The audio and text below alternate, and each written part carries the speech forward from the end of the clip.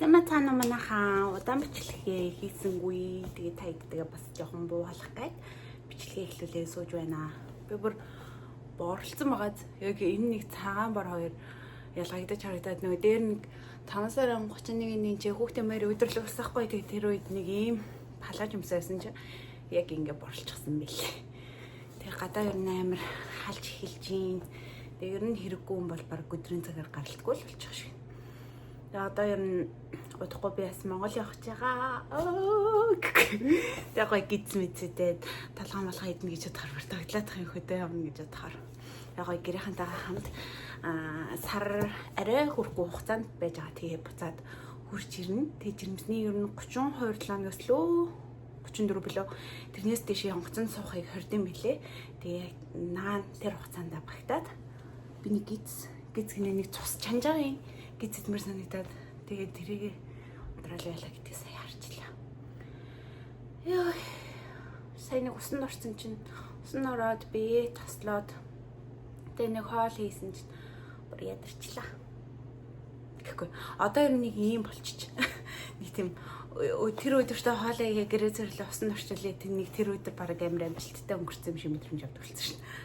Тэгээд нэг надаар тайван өчигдөр сахарын шинжилгээ өгчөөд ирсэн. Тэгээд харин сахар маань одоо яах бол гэж бодчихсон чи харин гайгүй гарсан. Тэгээд бас өмнө нь ерөн сахарын хэрэглээ бас багтаа байсан болохоор дэжгүй гарсан гэж бодож байна. Тэгээд харин төмрийн бэлтгэлээ сайн уугаарай гэдэг дэмж маань хэлсэндээ өчигдөр хүүхдээ 4-7 хоног үзүүлээгүй байж байгаа. Тэг өчигдөр хүүхдтэйгээ уулзчаад ирсэн. Тэг яг нэг яханд үзүүлчихэл хүүхдийн зүрхний цохилтыг сонсоод хөдөлж байгаа юм. Яхан дээр хараачаал гарч ирэх мэдрэмж бүр амар гоё байдаг юм л. Тэгэл яг л нөгөө ээж болсон хүмүүс л яг тэр мэдрэмжээ гоёг мэдэх хаа. Тэг та нарын харж байгаачлан бас дахиад бомбайсан бод. Миний жим бүрстэй тайлж өгсөн байлээ. Тэгэл за яхаа тэгэл энэ жим юм бол тэгэл тэгсэл болж штт гэж хатаад. Яг ингээл нэг бэр сайгаа жингээ үзгүй байцахгүй гэртээ мэртээ угаасаа ч манай гэрч юм байхгүй. Тэгээд ийм лидер чи хяналтанд орох үедээ л юугаа жингээ хянуулт юм чи. Тэгээд яг очих болгонд нэг 3 хэлээр нэмэгдсэн байдаг заяа. Тэгээд өчигдөрөөс яг л өмнө утаснаас л 3 хэлээр нэмэгдчихсэн байсан. Тэгээд одоогийн байдлаар би чинь яг жирэмсэн болсноос хойш 17 хил нэмсэн байна. Тэгээд одоо 17 хил гэдэг чинь дахиад бараг 10 мил нэмэх төрөх хугацаа хүртэл 10 нэмэхээр хугацаа байгаа байхгүй. Тэгэхээр ер нь бол би бараг л төрөхтэй бараг 30 ил нэмж төрөх юм шиг шүү дээ. Яг 30 ил гэж ямар сонсогдож байна. Бараг над дээр нэмээд нэг хүн угаасаа л над дээр нэмээд нэг хүн л байх л та. Тэгтээс гайхалтай сонсогдож шүү. За өрөмсөгч төгс чинь 2 дахь хүүхд дээр 30 ил нэмж төрсөн гэсэн чи би бас яах тэгш.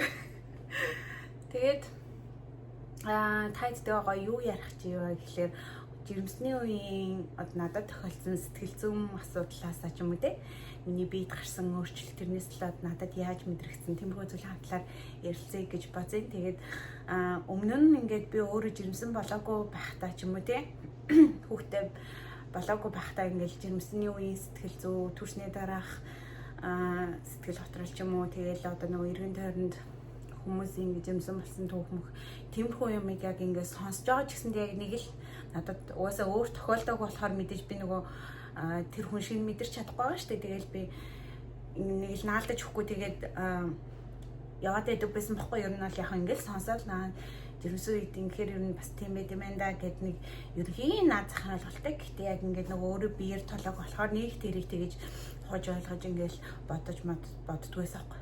Тэгсэн чинь харин эмэгтэй хүн болсон хань мэдээж тэгэл эмэгтэй хүн басныхаа хамгийн том үүргийг гүйцэтгэх гэдэг ингээ явж байгаа цаг хугацаа байгаа шүү дээ. Тэгээд тэр хугацаанд мэдээж ингээд ад жаргалтай тэгээд яа би нэгсэн нэмэл гадах. Яг тэгээрээ. Манай би сая нэг юм бодлоо.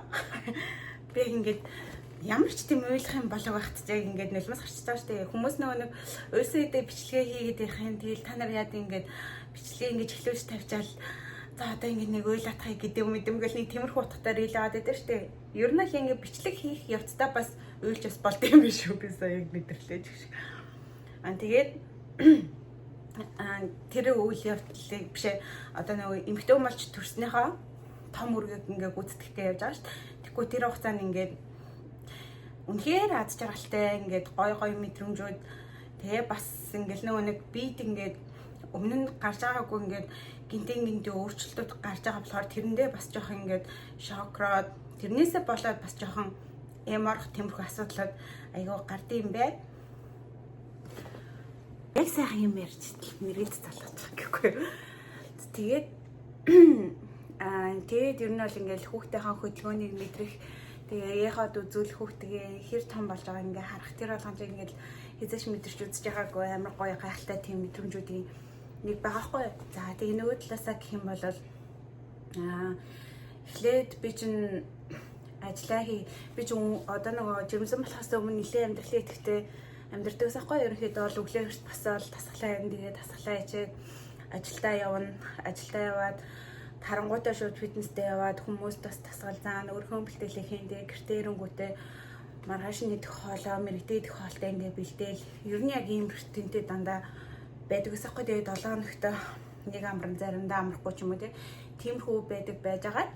За тэгээд жимсэн болсноо мэдснээс хойш нэг яг мэдснээс хойш нэг 10 хоногийн дараа юм уу ер нь бол ажиллаа хийхэ болоод ер нь гэртээ байхаар болсон байхгүй. Тэгээд эхний нэг сар бол үнээр гоёсэн. Тэгэл нөгөө Солонгост ирсэн хүмүүс ч ерөөхдөө бол ингээл 7 хоногор тарааж марааж амарч чаддгүй шүү дээ. Ерөөхдөө нэг дандаа л ажиллаад за өсрөө 1-2 хоног ч юм уу амрах тэгэл нэг тийм 50 одоо нэг Монголд бол ингээл зуны амралт ч юм уу ээлж амралт гэж байдаг шиг энэ чинь тийм амралт байхгүй болохоор хүмүүс айлуулах ингээл ажиллаа хийгээл тэг яг амарч чаддгүй яг тэрний л нэг адил би ингээл ажиллаа хийгээл хичээлдээ аваад ингэдэг байсан болохоор тэгээ Солонгост ирснээс хойш яг тийм дандаа ингээ ажил хичээл гэсэн тийм амьдралтай байсан болохоор яг ингээ нэг сар юмд санаа зовхгүй ингээ гэртээ суугаад амрах гоё эсаа. Тэгэл ямар нэг маргааш одоо ажил яах вэ хичээл яах вэ тэгээ сэрүүлгэнд сэрэх мэрэх ч юм уу тийм хүн байхгүй байсан болохоор ингээл гоё бие амраагаад аюу гоё эсэн. Тэгээ за 2 дахь сараас гэх юм бол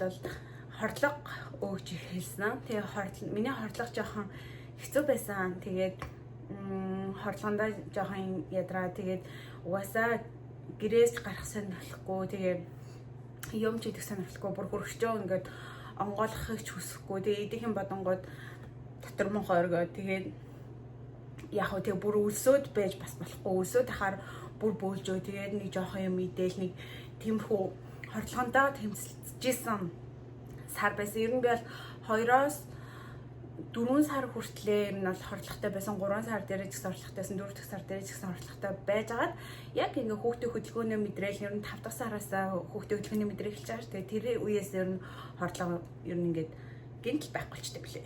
Тэгээд за тэгээ хордлого гайгүй болоод иржил нөгөө асуудал нь болохоор жин нэмэгдээд тэгээ ингээд гинтийн ингээ огцом нэмэгдээл имлэг ороод имлэгт үзүүлэлж ингээ үзүүлэнгүүт л 4 кг 3 кг ч юм ингээ нэмэгдээл гэсэн.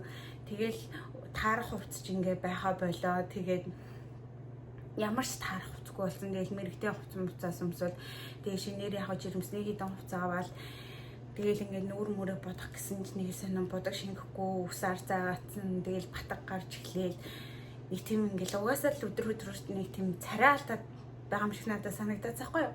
Тэгээ ерөнхийдөө тэгээ уусаа жин нэмэгдээд байхаар ч хүн бас ингээл нөгөө нэг жоо царайч гэсэндээ ингээд давхар таргалаад ирэхээр жоохон өөртөө таалагдаж эхлэхээ болоод тэгээ тэрнээсээ болоод янз янзын бодогдвол за одоо манай найз л бас намайг өгч хашаалтын намайг одоо ингээд тархан гэж харж байгаа болоо гэл ингээд хэлтвийн бүсэн юм ингээд бодогдож байгаа юм дээ гэртээ байгаа юм чи янз янз юм бодогдож байгаа.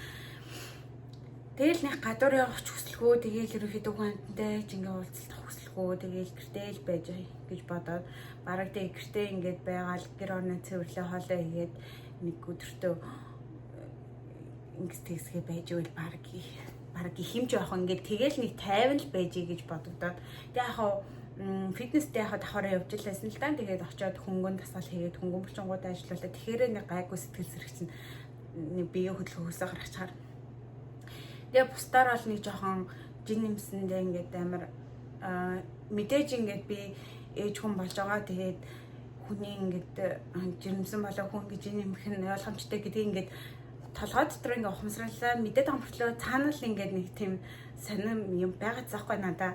Тэгэл удаалзаагүй хүнтэй ингээд таарч марах юм бол хөөрхөн бандацсан биш тээ хөөрхөн байна мэн ингээд яг ингээд хэлж байгаа ч гэсэндээ за би ч угаасаа л тархалцсан гэх бүр ингээд тэрэн дээр амар жоохон фокуслаадсан байхгүй. Тэгээ би за одоо юм болио тэгэл нэг захын хүний хэлсэн үг нь ингээл нэг сайн дураараа дотроо хомтол тэгэл хүн ямар ч юм бодож хэлээг байхад ч өөрөө ингээл тэнхтэлэх юм гэдгээ ингээл өөртөө тэмцэлтэй өөргөө загнаал мэдээж ингээ хажууд одоо найзлуудаа хэлэнгүүд манай найзлууд чинь тэгэл бити доо хиний хүний эсэх бити таамаа гэл чи таглаагүй юм биш шүү зүгээр гэж төөрхөл юм шиг тэгж байгаа гэсэндээ ингээд нэг тийм бодол надаа ингээл яваалцдаг. Тэгээд ер нь аль хүмүүсийн тэгж хэлж байгаад нэг бас ачаал бүглэхөө болоо за угаасаа л тэгээд нэрэл бандацсан үний юм чинь тэгээд гэл ингээд боддог болчихсон байхгүй. Тэгээ яг сүүлд нөгөө нэг манай нэг мэрэгдээ найз охин одоо нэг манай